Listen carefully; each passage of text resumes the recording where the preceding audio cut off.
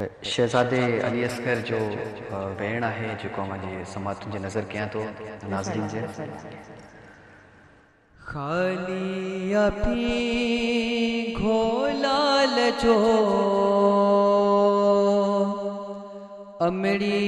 झुलाए पई रोए खाली अपी घोलाल जो अमड़ी झुलाए पई रोए असगर मुझो प्यासो कुठो सबखे बुधाए पई रोए खाली अपी घोलाल जो अमड़ी झुलाए पई रोए असगर मुझो प्यासो कुठो सबखे बुधाए पई रोए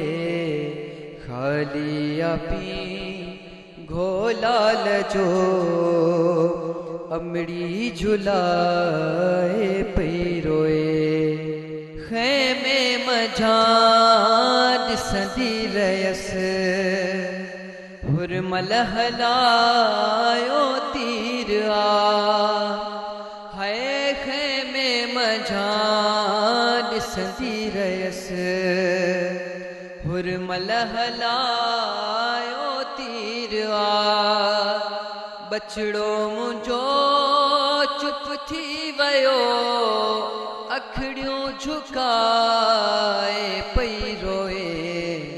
खाली अपी घोलाल जो अमड़ी झुलाए पई रोए माखे न जे आमा सॾियो उनखे अछो ज़ालिम कुठो हाय माखे न जे आमा सॾियो उनखे अछो ज़ालिम कुठो असगर मुझो हो बेगुनाह असगर मुझो हो बेगुनाह हंझू वहाए पई रोए खाली अपी घोलाल जो अमड़ी झुलाए पई रोए अधरात जो निंड मां उथी असगर खे पई गोले ॾुखी अधरात जो निंड मां उथी असगर खे पई गोले ॾुखी जी जल ॾुखी बाहूं बधी झोली बणाए पई रोए खाली अपी घोलाल जो अमड़ी झुलाए पई रोए नाशाद जियां असगर जी मां उजड़ी वई उजड़े न को नाशाद जियां असगर जी मां उजड़ी वई उजड़े न को वारन मथा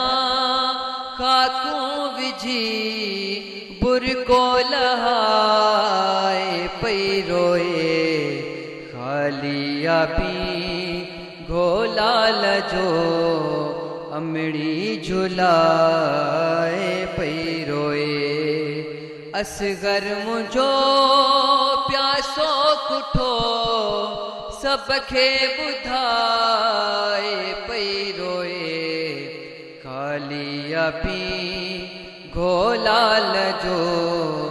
अमड़ी झुलाए पई रोए खूबसूरत सुठो तव्हांजो आवाज़ ब्रेक की तरफ़ अॻियां वधो।